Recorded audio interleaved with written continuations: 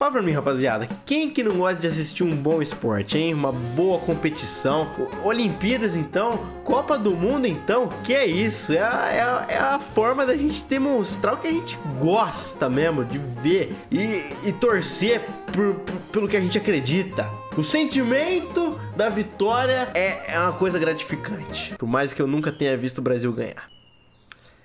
Mas enfim, a gente vai ver hoje atletas que foram pegos trapaceando. Eles tinham um hackzinho, eles injetavam a bomba, entendeu? Testosterona. E aí foram pegos e banidos. A gente vai dar uma olhada nesses vagabundos aí agora. E deixa o like, se inscreve no canal, comenta alguma coisa bacana pra apoiar esse tipo de vídeo, se você gostar, beleza? Vambora, a gente vai ver aqui o canal. Fala sério, olha só que cara de surpreso. Vamos. A filosofia de conseguir vencer a qualquer custo faz com que alguns atletas passem por cima de todas as regras. Não mas é? ao cruzar a linha de... Por que você fica tão com sede de vencer? Fala aí você. Você tava competindo com seu amigo nos videogames. Aí deu uma oportunidade, ele foi pro banheiro. Você falou assim, pô, minha chance. Vou dar uma vantagenzinha pra mim. Você pegou a pecinha dele e colocou pra você em vez pra ele. Chegada ou subir no pódio, basta Safado. um espectador mais atento para derrubar todo o sucesso conquistado por essas pessoas. Vem comigo dar uma olhada em alguns momentos chocantes onde atletas foram pegos no flagra trapaceando. Vou contigo, meu querido. Olha só. Rosie Ruiz. Se você procurar por ele trapaça no dicionário, é capaz de você encontrar uma foto do rosto de Rosie Ruiz ao lado da definição. Em 1980, essa atleta se tornou famosa quase da noite para o dia depois de vencer a maratona de Boston. Completamente desconhecida, ela cruzou a linha de chegada com o terceiro tempo mais rápido já registrado entre as mulheres. Mas assim que ela ultrapassou a linha de chegada, começaram a aparecer suspeitas. Depois de correr mais de 42 quilômetros tão rapidamente em um dia super quente, ela devia estar completamente exausta. Mas a atleta parecia descansada e tranquila, o que levantou algumas questões. Ela foi de carro. Estaria ela tomando algum tipo de esteroide? Talvez um regime especial de treinamentos? Depois de vários dias de polêmica, testemunhas trabalho duro apresentaram alegando que tinham visto Ruiz entrar na corrida pelas linhas laterais a menos de 1 quilômetro do final. Estão usando roupas de corridas. Eu pensei que alguém estava entrando no meio, alguém maluco. Uma investigação mais aprofundada revelou que durante a maratona de Nova York, 6 meses antes, testemunhas tinham visto Rosie indo de metrô até a linha de chegada. Caraca! Mesmo ela negando ambas as acusações, evidências se acumularam contra ela e a falsa atleta teve a vitória e o recorde anulados. Foi isso mesmo? E ela começou a corrida, depois esperou todo mundo, ficou lá em último, vazou, pegou o metrô e foi até o final. Desde treino, ela preferiu o trem. Dwight Howard. Falando em trapaça, se liga só no que esse cara fazia com jogos de basquete. Ou melhor, com bolas de basquete. Em 2016, Dwight Howard estava jogando recente, na NBA pelo Houston Rockets. Enquanto o Rockets jogava com o Atlanta Hawks, os árbitros perceberam que a bola estava coberta com uma substância pegajosa logo depois que Howard tocou nela. As regras da NBA afirmam que é ilegal usar substâncias estranhas durante os jogos. Caraca, velho, que vagabundo. O cara chegava lá e encontraram uma lata de Stickum, uma espécie de spray aderente que estava à vista de todo mundo. O produto já tinha sido usado para ajudar atletas a terem uma melhor posse de bola, mas foi banido do esporte em 1981. As equipes foram alertadas, mas nenhum jogador foi acusado, e o jogo continuou. Depois do jogo, entretanto, Howard admitiu ao redator do Houston mas aí ele nem fez nada, tá ligado? Que usou aquilo. Mas não só isso, ele também admitiu usar Stickum em todos os jogos que jogava. Por algum motivo, nenhuma multa ou acusação foi movida contra ele, e passou... Pera, se o cara já fazia isso há tanto tempo, só pegaram ele em 2016... Esse cara é bom, hein? Esse cara é liso, hein? Por essa situação bastante, digamos, pegajosa. Badminton nas Olimpíadas de 2012. Tá, badminton? Como é que rouba no badminton?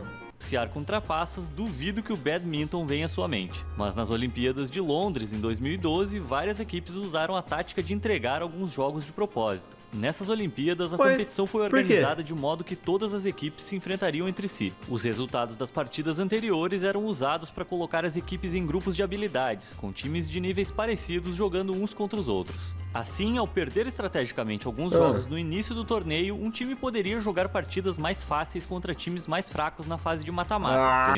Pro azar delas, a dupla sul-coreana que estavam enfrentando adotou exatamente a mesma estratégia. Jung Kyung-eun e Kim Han-na enfrentaram o time chinês na quadra e o mundo testemunhou um dos piores jogos de badminton profissional já disputados. Imagina, cara, você torcendo pra sua seleção lá e os caras querendo perder de propósito sem avisar pra ninguém. O problema é que as duas, você fala assim, caraca, mas o que tá acontecendo? Tá, pra se ter ideia, o rally mais longo do primeiro jogo durou apenas 4 tacadas. Uma série de erros básicos e claramente intencionais arruinou o jogo e todos zombaram. Tá ligado? Daí nós idiotão vendo ali as mulheres jogando, e aí falando assim, pô, os caras são profissionais, os caras vivem disso, não conseguem dar uma tacada dessa?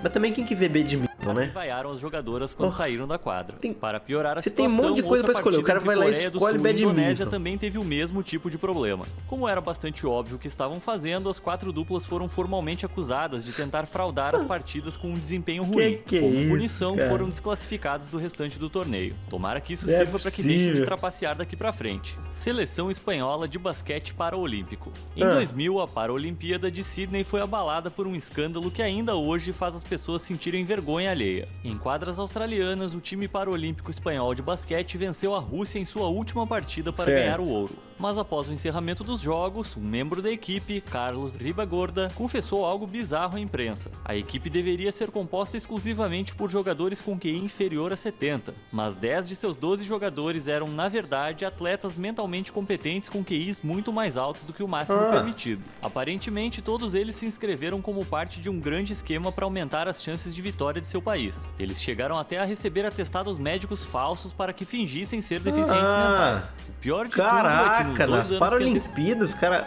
Oh, isso aí é errado, hein? Isso aí não é legal não, cara. Isso aí... Falta caráter, eles treinaram vencendo atletas com deficiência por todo o mundo. Mesmo se exercitando intensamente, não sei como eles puderam dormir à noite. Para surpresa de todos, o cérebro por trás do esquema foi o presidente da Federação Espanhola de Esportes para Pessoas com Deficiências Intelectuais. Ele apenas foi multado em cerca de 5.400 euros. 5 mil euros pros caras não é nada, velho. De peculato. É realmente bizarro pensar o quão baixo as pessoas podem chegar para alcançar a vitória. Caraca, mano. Em 1994, o mundo da patinação artística recebeu todas as atenções da mídia depois desse escândalo. Um dia antes do campeonato de patinação artística no gelo nos Estados Unidos, a então atual campeã Nancy Kerrigan foi filmada terminando um treino em uma arena de Michigan. Segundos depois, ela estava gritando de dor no chão após confronto com um homem que tinha um cacetete policial. Com a perna muito machucada, Kerrigan não pôde competir. Sua rival de longa data, Tonya Harding, conquistou o primeiro lugar e foi selecionada ao lado de Nancy. Contrataram um cara pra bater na mulher? Não. Que isso, gente? No entanto, a polícia logo descobriu que o ataque a Kerrigan tinha sido encomendado por alguém. Em uma chocante série de reviravoltas, o ex-marido de Tonya Harding, Jeff Gilloley, e seu então guarda-costas, Shawn Eckhart, foram apontados como sendo os culpados. Eles contrataram um cara para quebrar a perna de Kerrigan por dinheiro e desclassificaram Tonya de todos os eventos marcados com sua participação. Embora ela alegasse que não tinha nada a ver com o que aconteceu, acabou admitindo depois que sabia que seu ex-marido estava envolvido e que não o denunciou. Um conselho disciplinar retirou o título do campeonato de Tonya pouco depois de sua participação nos Jogos Olímpicos de Inverno de 1994. Mas as Olimpíadas se encarregaram de fazer justiça. Acontece que devido a um problema com seus patins, Tonya ficou em 8º lugar, enquanto Nancy conquistou. Caraca, ela fez isso aí e ainda se ferrou. Oh, isso aí tem que tá em outro vídeo, hein? Karmas instantâneos. Nossa! De prata. Isso que eu chamo de karma. Bloodgate. Em 2009, o mundo do rugby foi abalado com um escândalo que ficou conhecido como Bloodgate. Em uma partida da Heineken Cup entre o time inglês Harlequins e os irlandeses do Leinster, Tom Williams do Harlequins foi repentinamente retirado do campo nos momentos finais do jogo. Ele tinha sangue escorrendo de sua boca e disseram que ele não poderia continuar jogando, mas o único substituto disponível era Nick Evans. Nick também tinha se machucado no começo da partida e, em circunstâncias normais, as regras estabelecem que um jogador não pode ser substituído mais de uma vez por jogo. Porém, abrindo uma exceção às regras, o jogador foi autorizado a ser substituído. E olha só, Nick era exatamente o tipo de jogador de que os Harlequins precisavam naquele momento para ter chances de vencer a partida. Parecia um golpe de sorte, mas quando Williams se dirigiu ao banco, as câmeras flagraram ele piscando para seus companheiros de equipe. Seria algo normal sorrir e dar piscadinha depois de machucar a cara?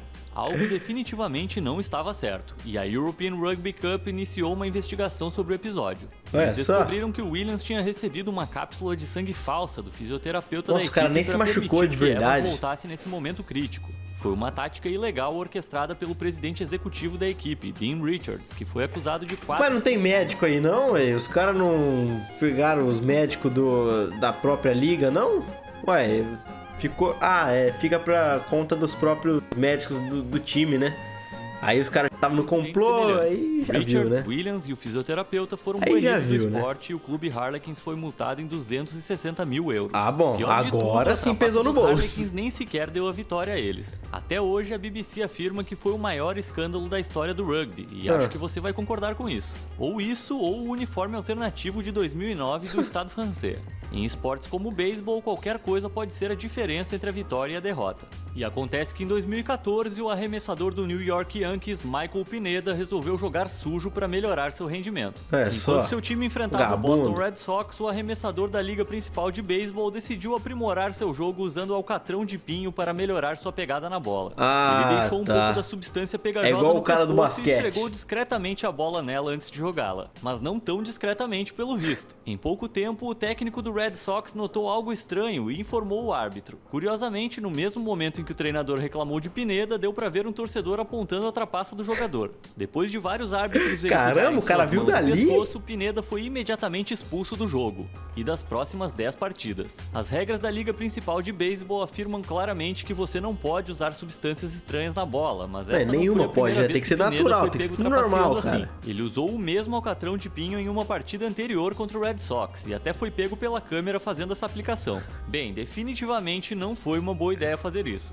Levantamento de peso feminino em 2012. A final Agora é do bomba. levantamento de peso Agora feminino usaram bomba. na categoria 75 quilos das Mas acho Olimpíadas que de aí é normal 2012 usar bomba, foi né? um momento incrível para todos que assistiram. Mas como é que Tanto rouba Svetlana nisso? Podobedova quanto Natalia Zabolotnaya estabeleceram novos recordes olímpicos para mulheres, com Podobedova levando o ouro para o Cazaquistão. Ao fazer isso, Zabolotnaya da Rússia foi para o segundo lugar e a levantadora bielorrussa Irina Kulesha para o terceiro. Para quem estava assistindo, parecia até fácil levantar esse peso todo, mas acontece que tinha algo por trás do ótimo desempenho dessas atletas. Apesar do teste antidoping não ter acusado nada na época, o Comitê Olímpico Internacional começou a reanalisar os testes das atletas acusadas. Tinha algo por trás do ótimo... Você vai me falar que essas mulheres tão natural?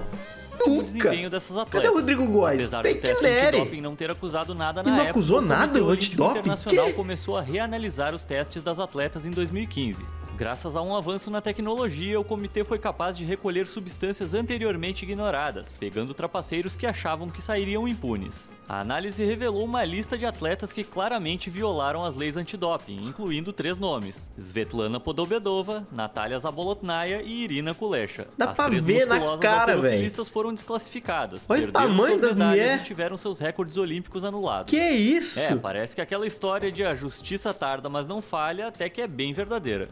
Femke van der Driesche. Enquanto alguns atletas trabalham para melhorar a si mesmos, outros trabalham para melhorar seus métodos de trapaça. Esse foi um triste fato que ficou bem claro em 2016, depois que a campeã de ciclismo Femke van der Driesche se tornou a primeira atleta a ser pega por doping mecânico. Bom, esse é um eufemismo para dizer que ela simplesmente tinha um motor escondido em seu equipamento para deixar a corrida mais fácil. Caraca, ela estava no campeonato de ciclocross quando de repente parou no meio da corrida, alegando que teve um problema com sua bicicleta. Após uma inspeção mais detalhada, os funcionários identificaram fios e uma bateria escondidos debaixo do assento da bicicleta, levando a um motor escondido dentro da corrente. Van den Driesche podia ligar e desligar o motor discretamente por meio de um botão Bluetooth preso ao guidão. Assim, girava a manivela e ajudava a empurrar os pedais em alguns pontos chaves da corrida. Mas uma bateriazinha pequena dessa, dá pra carregar bastante, assim? Dá pra ter um poder gigante de velocidade? Como aqui, onde em uma subida difícil, Van den Driesche foi vista se afastando facilmente do grupo Dá uma com pouquíssimo forcinha esforço. só. Quando solicitada a apresentar sua defesa, ela afirmou que a bicicleta pertencia a seu amigo, Nico Van Wilder.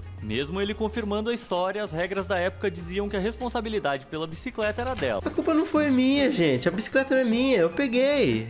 A culpa é do cara que danificou, eu não sabia de nada. Ela recebeu uma proibição de 6 anos do ciclismo profissional e uma multa de 20 mil francos suíços, o que representa 21 mil dólares, e logo perdeu todos os seus títulos anteriores. Caraca, ela devia ter pensado 2 vezes antes de trapacear. E você? Já foi... E fica aí, gente. pense 2 vezes antes de fazer alguma coisa, antes de trapacear, porque não vale a pena. Às vezes você consegue se safar, né? História real? Não sei. Até um próximo vídeo. Um beijo do coração. Até mais, meu querido.